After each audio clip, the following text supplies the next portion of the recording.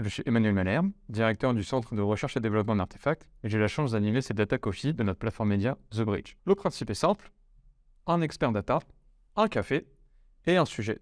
Aujourd'hui, le Modern Data Stack. Nous accueillons Chloé, data consultant. Bonjour Chloé. Bonjour Emmanuel. Donc tu es data consultant chez Artefact. Alors exactement, je travaille en tant que data consultante chez Artefact depuis un peu plus d'1 an et demi. Et donc mon objectif aujourd'hui, ça va être d'essayer de vous donner un point de vue un peu plus business sur la Modern Data Stack et sur les impacts que ça a côté business. Donc je travaille principalement en tant que product owner, donc avec beaucoup d'équipes techniques. Ça peut être des data scientists ou des data ingénieurs. Tout dépend des projets. C'est parfait, ça va donner un autre point de vue. Et donc résultat, d'un point de vue business, c'est quoi l'impact de la Modern Data Stack? Alors, il y a un impact qui est très important d'un point de vue business, c'est qu'en fait, ça va permettre aux entreprises de réellement tirer profit de leur transformation data.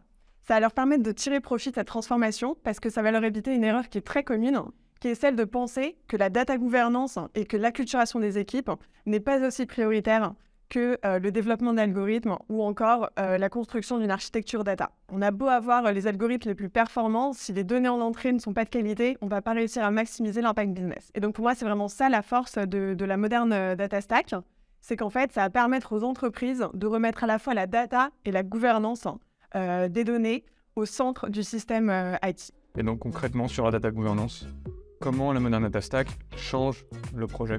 En fait, ça va vraiment changer le projet de deux façons. C'est qu'en fait, ça va permettre tout d'abord aux data ingénieurs de gagner du temps et d'avoir des outils à disposition qui vont permettre de facilement intégrer la data gouvernance dès le début des projets. Alors pourquoi ça va permettre de gagner du temps? Parce qu'en fait, en offrant énormément d'outils aux data ingénieurs, ils n'auront plus besoin à chaque fois de réinventer la roue, de développer de nouvelles API, de développer de nouveaux connecteurs. Ils auront simplement en fait à choisir l'outil adapté qui va réaliser des tâches spécifiques et le déployer. Et en fait, c'est très intéressant pour nous en tant que business parce que ça va nous permettre de travailler avec eux sur des tâches à beaucoup plus forte valeur ajoutée et sur un point de vue un peu plus business. Je vous donne un exemple, on va beaucoup plus travailler avec eux sur la documentation, la qualité des données et tous ces sujets qui sont très importants pour les entreprises. Et donc le second point, c'est les outils à disposition. Et là, je parle notamment des outils de data governance as code, donc comme par exemple DBT, qui vont finalement permettre d'intégrer automatiquement toute la partie documentation des données et automatiser tout ça dès le début des projets. On va vraiment arrêter de considérer en fait la data governance comme une brique qui va venir s'ajouter à la fin des projets et on va le considérer comme faisant partie du processus vraiment de développement des projets et c'est là où il y a une vraie valeur ajoutée. Et donc tu disais que c'était intéressant d'intégrer justement la data gouv dès le début du projet. Et est-ce que tu peux un peu expliquer davantage? Oui, bien sûr. Alors en fait, toute la valeur ajoutée de pouvoir utiliser la data gouv dès le début des projets et non pas à la fin des projets, c'est qu'en fait, ça a facilité à la fois l'adoption et la pérennité de la data gouvernance dans une entreprise. Alors pourquoi ça a facilité l'adoption? C'est qu'aujourd'hui, le gros problème qu'on a quand on essaye d'implémenter de la data gouvernance, c'est qu'on va demander, par exemple, au data steward ou au métier en fin de projet de reprendre toute la documentation, la labellisation des données, le linéage. Et c'est un travail énorme et qui a du mal à se faire généralement. Alors que là, en l'implémentant directement dès le début du projet via des outils de data governance as code, en fait, ça va nous permettre d'automatiser la création de cette documentation et aussi sa mise à jour constante. Donc en fait, on enlève complètement la dimension humaine sur ces sujets-là et ça permet vraiment d'avoir une adoption qui est beaucoup plus simple. Et sur le second point qui était la pérennité, là aussi c'est très intéressant parce que finalement, on va définir énormément de règles de data gouvernance qui vont être très peu respectées au sein des entreprises. Et donc ça pose problème sur le long terme.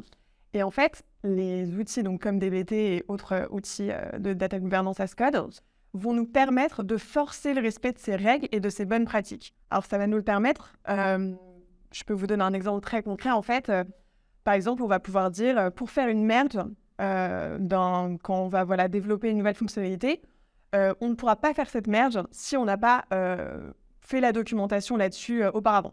Donc ça va nous permettre de forcer ces bonnes pratiques. C'est un exemple très concret, dans les faits très clairs. Et d'un point de vue plus humain, toi, comment ça a changé la Modern Data Stack dans la façon dont tu interagis avec les équipes tech? Je trouve que c'est très intéressant parce que ça a à la fois amplifié notre travail côté business, mais ça amplifie aussi le travail côté tech, tout simplement parce que eux, ils vont beaucoup plus nous aider d'un point de vue stratégique. Je vais beaucoup plus les impliquer sur ces questions-là, les questions de data gouvernance, les questions de data quality, d'alerting, monitoring et autres. Et également, nous, en tant que business, on va beaucoup plus aller dans le détail de ces points techniques.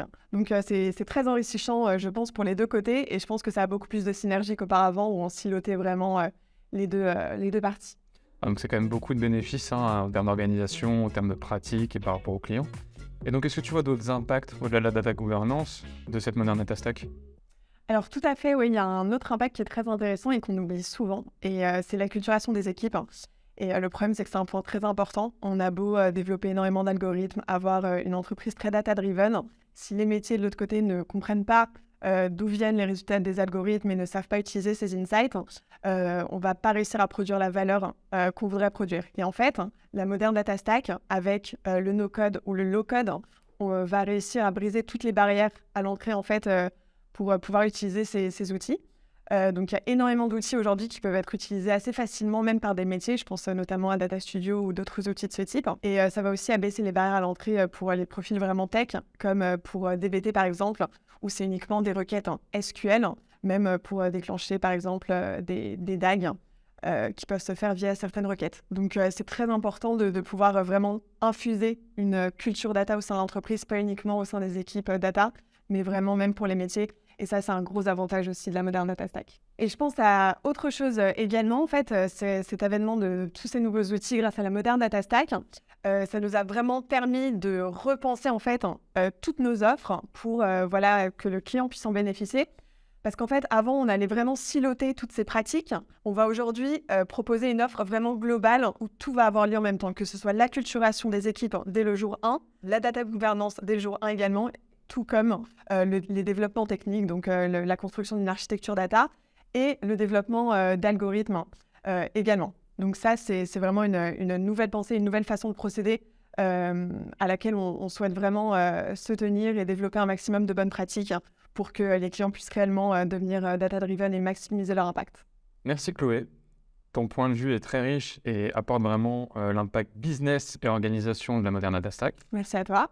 Et je vous donne rendez-vous la semaine prochaine pour un nouvel épisode.